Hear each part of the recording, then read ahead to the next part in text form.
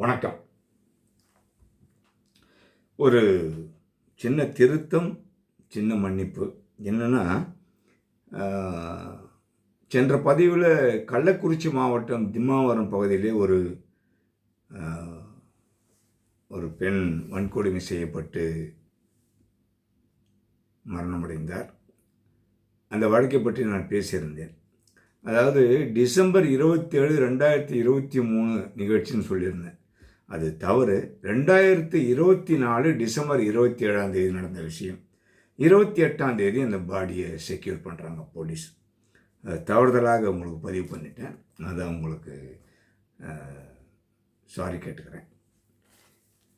இப்போ என்னென்னா, கொஞ்சம் அர்ஜெண்ட்டாக இதை நான் இந்த வீடியோ போடுறேன். ஏன்னா எடிட்டிங் பண்ண முடியல, எமர்ஜென்சியாக இப்போ நான் போட்டுருக்கேன்.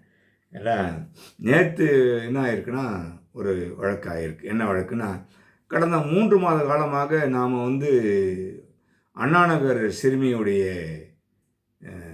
வன்கொடுமைக்கு ஆளாக்கப்பட்ட சிறுமியினுடைய வழக்கை நம்ம ஒவ்வொரு முறையும் நான் ஃபாலோ பண்ணி போட்டுக்கினே இருக்கோம். என்னாச்சு, அந்த சிறுமி கட்டிட தொழிலாளியுடைய பெண் பாதிக்கப்பட்டார்.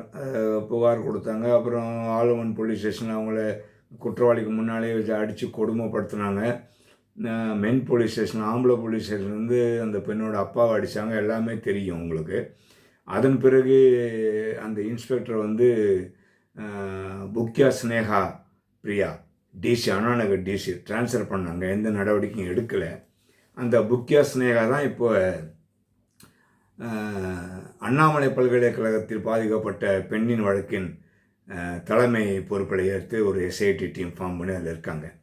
அதன் பிறகு இந்த அண்ணாநகர் சிறுமியினுடைய வழக்கு சிபிஐக்கு மாற்றணும் அப்படின்னு தானாகவே முன்னோங்கி ஹைகோர்ட் சொல்லிச்சு. உடனே வயிற்றிலையும் வாயிலையும் அடிச்சுக்கின்னு தமிழ்நாடு அரசு ஓடிச்சு சுப்ரீம் கோர்ட்டுக்கு. உங்கள் மேலே தப்பு இல்லை, யோக்கியமாக இருந்தீங்கன்னா நீங்கள் யார் விசாரணைக்கு வேணால் விடலாம்ல. ஓடி போய் அங்கே போய் ஸ்டே கேட்டாங்க. அங்கே சுப்ரீம் கோர்ட்டும் ஒத்துக்குச்சு. இருந்தாலும் ஒரு 7 ஐபிஎஸ் ஆஃபீஸர்ஸை தமிழ்நாடு அரசு அதிகாரியாக இல்லாமல் தமிழ்நாடு அரசில் பணிபுரிகின்ற அண்டை மாநிலத்து அதிகாரிகளை வச்சு நீங்கள் புலனாய்வு செய்யுங்க அப்படின்னு ஒரு சுப்ரீம் கோர்ட்டை உத்தரவு போட்டாங்க. இப்போ அந்த உத்தரவின் மேலே 7 ஐபிஎஸ் ஆஃபீஸர்ஸ் இந்த வழக்கை கையில் எடுத்தாங்க. இந்த வழக்கை கையில் எடுத்த உடனே அந்த பெண்ணால் இம்சை கொடுத்த அந்த பையன் சதீஷ் அரெஸ்ட் பண்ணியிருக்காங்க, போக்சோவில் போட்டிருக்காங்க. அதன் பிறகு இந்த நிகழ்வுக்கு ஒரு சின்ன பையன் ஹெல்ப் பண்ணியிருக்கான். அந்த சின்ன பையன் பேரை தான் எஃப்ஐஆரில் கொடுக்காதீங்க, கம்ப்ளைண்டில் கொடுக்காதீங்கன்னு சொல்லிட்டு அடிச்சிருக்காங்க இவங்க. அந்த சின்ன பையனையும் ஜுவனியல் கோர்ட்டில் ஆஜர் பண்ணி சிறுவர் சட்டத்தில் பட்டியலில் போட்டாச்சு. அதை விட முக்கியமான விஷயம் என்ன அப்படின்னா, இப்போ புதிதாக அமைக்கப்பட்டிருந்த ஸ்பெஷல் டீம் என்ன பண்ணியிருக்கு, விசாரிக்குது. விசாரித்த உடனே சென்னை 103வது அதிமுக வட்ட செயலாளர் சுதாகர் அப்படிங்கிறவர் தான் இதுக்கெல்லாம் காரணமாக இருந்திருக்காரு. அந்த குற்றவாளிக்கு அடைக்கலம் கொடுத்துருக்காரு, எல்லா வேலையும் பண்ணியிருக்காரு. அதை இந்த எஸ்ஐடி போலீஸாக கண்டுபிடிச்சிட்டாங்க.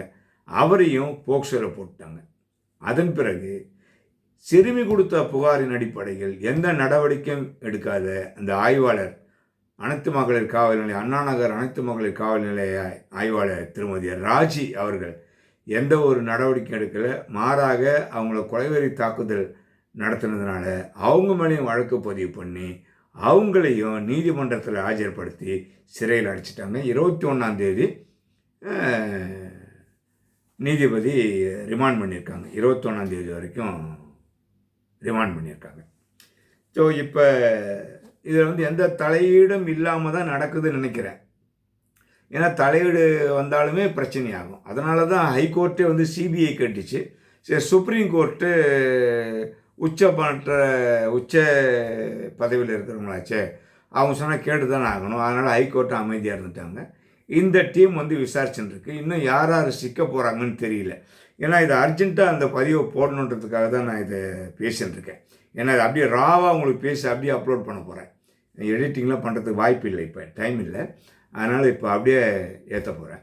ஏன்னா அதை கமெண்ட்ஸில் கொடுத்துருந்தாங்க. அந்த வழக்கை நீங்கள் தொடர்ந்து பார்த்துட்டுருக்கீங்க. இப்போ அந்த மகளிர் இன்ஸ்பெக்டர் என்ன ஆச்சு ஏதாச்சும் விசாரித்து சொல்லுங்கள் அப்படின்னு. ஸோ இதான் நடந்திருக்கு. இன்ஸ்பெக்டரையும் போக்சோலையும் அவங்களையும் போக்சோலாம் போட்டிருக்காங்க. இந்த பையன், இந்த அதிமுககாரர் எல்லாத்தையுமே தூக்கி ரிமாண்ட் பண்ணிட்டாங்க. உண்மையிலேயே பாராட்டக்கூடிய ஒரு விஷயந்தான். ரிமாண்ட் பண்ணுறது பெரிய விஷயம் அல்ல. இன்னும் இதில் எத்தனை குற்றவாளிகள் இருக்கிறார்கள், இதற்கு பின்புலமாக யாரெல்லாம் இருக்கிறாங்க, அந்த பையன் இது வரைக்கும் வேறு யாரையாவது இது மாதிரிலாம் பண்ணியிருக்காங்க, எல்லாமே எஸ்ஐடி போலீஸார் விசாரிப்பாங்க. நாம் சொல்ல வேண்டியது இல்லை, எல்லாமே இங்கே விசாரிப்போம். ஏன்னா நம்ம எதாவது சொன்னால் தான் டிஜிபி சங்கர் ஜிவாலுக்கு மூக்கில் வேத்துடுது, உருன்னு கோவம் வருது அவருக்கு. அதுக்கு தான் அந்த 60 வயசோட ரிட்டையர்மெண்ட் பண்ணி அனுப்பிச்சிடணும். இந்த 62 எக்ஸ்டென்ஷன்லாம் பண்ணி கொடுக்கக்கூடாது. 60 வயசு தான் மனிதத்தன்மை இருக்கும். அதுக்கு மேலே போனோம்னா நம்ம மனநிலை மாறிடும், ரொம்ப கஷ்டம். எது சொன்னாலும் கோவம் வரும்,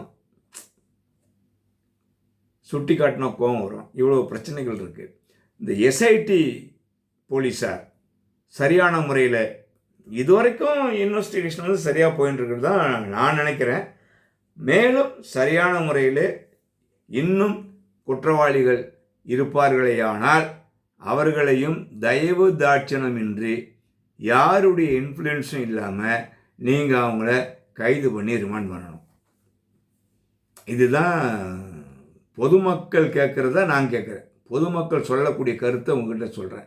அப்போ தான் உங்களுக்கு மரியாதை இருக்கும். ஏன்னா இப்போ ஏகப்பட்ட இந்த மாதிரியான பெண்களுக்கு எதிரான குற்றங்கள் நாட்டில் அதிகமாகிக்கினே போகுது.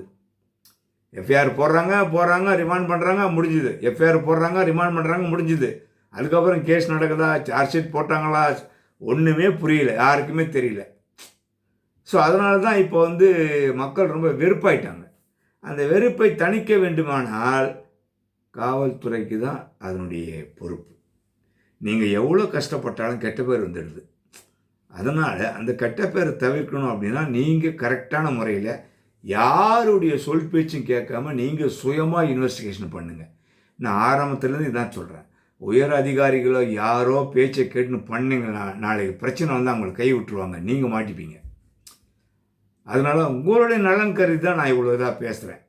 ஸோ இந்த வழக்கை இன்றைக்கி, அதாவது புதன்கிழமை ஹைகோர்ட்டுக்கு வரணும். ஏன்னா ஹைகோர்ட்டில் என்ன சொல்லியிருக்காங்கன்னா, சுப்ரீம் கோர்ட்டே சொல்லியிருக்காங்க, வாரத்துக்கு ஒரு முறை என்ன நீங்கள் இன்வெஸ்டிகேஷன் பண்ணுறீங்களோ அந்த அறிக்கையை கோர்ட்டில் தாக்கல் பண்ணணும் அப்படின்னு.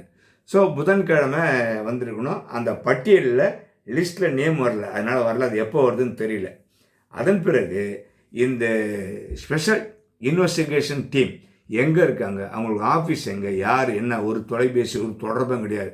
எப்படி நாங்களாம் உங்களை தொடர்பு கொள்ள வேண்டாம்னு நினைக்கிறீங்களா சொல்லுங்கள். இப்போ என்னென்ன இன்வெஸ்டிகேஷன் இது வரைக்கும் பண்ணியிருக்கிறீங்க, ஹைகோர்ட்டுக்கு தாக்கல் பண்ணுறீங்க, ஹைகோர்ட்டுக்கிட்ட கேட்டு ப்ரெஸ் மீட் வைங்க, ப்ரெஸ்ஸில் கொடுங்க. சிபிசிஐடி போலீஸாரெலாம் சில நேரத்தில் சில வழக்குகள் குறித்து தன்னுடைய கைபேசி எண்ணை பதிவிடுவாங்க. இந்த நம்பருக்கு நீங்கள் எங்களுக்கு கருத்து சொல்லுங்கள், ஆலோசனை சொல்லுங்கள், தகவல் சொல்லுங்கள் அப்படின்றாங்க. அந்த மாதிரி நீங்கள் ஏதாவது போட்டாலும் அந்த நம்பரை நாங்கள் பேசுவோம். எதுவுமே இல்லை, கம்யூனிகேஷனே இல்லை. அப்படின்னும்போது இந்த வழக்கை பற்றி நாங்கள் பேசவே கூடாதா, மக்களுக்கு தெரியவே கூடாதா? இதெல்லாம் கேட்டால் தப்பு, இதெல்லாம் கேட்டால் நம்ம வந்து போலீஸுக்கு எதிராக பேசுகிறோம் அப்படின்னு. நாங்கள் ஏங்க போலீஸுக்கு எதிராக பேச போகிறோம்? எங்களுக்கு என்ன தலையெழுத்தா போலீஸுக்கு எதிராக பேசணும்? நீங்கள் நல்லா இருக்கணும், நீங்கள் நல்லபடியாக விசாரணை பண்ணி வழக்கை கண்டுபிடிச்சிங்கன்னா மக்கள் பாராட்ட போகிறாங்க, அரசு வெகுமதி கொடுக்க போகுது. இதை தான் நாங்களும் எதிர்பார்க்குறோம். மீண்டும் இன்னொரு காணொலி காட்சியிலே உங்களை சந்திக்கின்றேன். நன்றி, வணக்கம்.